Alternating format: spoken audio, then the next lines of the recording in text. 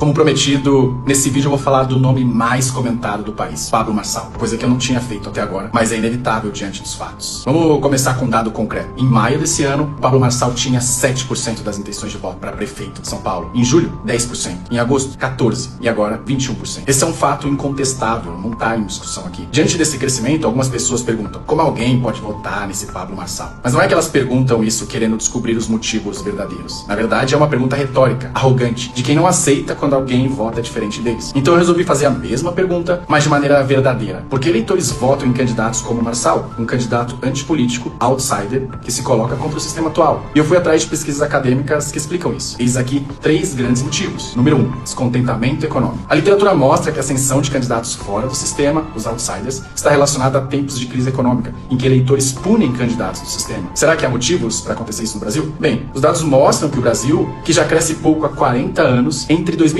e 2020, teve a sua pior década da história, com 0,3% de crescimento ao ano. Ou seja, na cabeça do brasileiro, os políticos do poder não estão trazendo a prosperidade prometida. Número 2, desconfiança nas instituições. As pesquisas também dizem que a ascensão de outsiders também acontece quando os cidadãos não confiam nem se sentem representados pelas instituições do país. É só ver o nosso caso. Brasília virou um balcão de negócios e um palácio de Versalhes cheio de regalia para políticos. Tem 22 bilhões para deputados, mas não tem dinheiro para o Rio Grande do Sul. O governo gasta 3 bilhões em viagens enquanto faz corte nas universidades. E se as instituições vivem em um mundo paralelo às custas do povo, o povo passa a buscar outras soluções. 3. O terceiro grande motivo é a frustração com as elites políticas. A desesperança da população de que as respostas virão de quem está no sistema. Faz sentido no Brasil? Basta ver. O que esperar de um país em que um deputado teve um chefe de gabinete preso com dinheiro na cueca e virou líder do governo? Ou de um país em que seu presidente indica seu advogado pessoal pro STF? E aqui entra Bolsonaro, que foi eleito em 2018, representando essa insatisfação contra o sistema. Muitos viram nele a pessoa para lutar contra todo esse sistema. E o que ele fez? Decidiu apoiar o Ricardo Nunes e queimar o Pablo Marçal. Não por representar seus ideais, mas por acordos de Valdemar da Costa Neto, um homem preso pelo mensalão, e também por acordos de uma elite política que só quer saber de mais poder. Tentaram enfiar a goela abaixo, mas o povo cansou. Ficou tão feio que a família Bolsonaro teve que recuar aos ataques ao Marçal. Ver muitos escolhendo votar no Marçal, goste ou não, é uma reação a esse sistema que não representa mais o povo. É uma resposta à percepção de que o país virou um circo. Diante disso, o que a elite política ou a grande mídia revoltada deveria fazer? Cobrar os políticos e as instituições para voltar a representar o povo, acabar com essas regalias, com essa ditadura da toga, com a censura e começar a servir ao povo de fato, ao invés de se servir dele. Mas o que eles fazem? Resolvem chamar todos que estão apoiando o Pablo de idiotas. Fizeram isso em 2018, mas pelo jeito não aprenderam. E pior, censuram as redes sociais do candidato, o que apenas reforça essa tese de que, de fato, ele é o único fora do sistema. E não adianta você dizer pro povo, mas o Pablo foi condenado, o presidente do partido tem ligações com o PCC.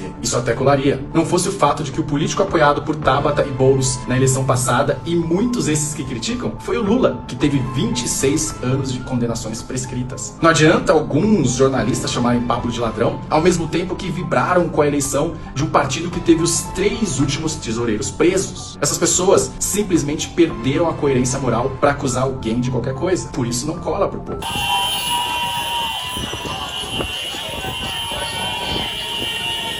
Tá travado lá atrás.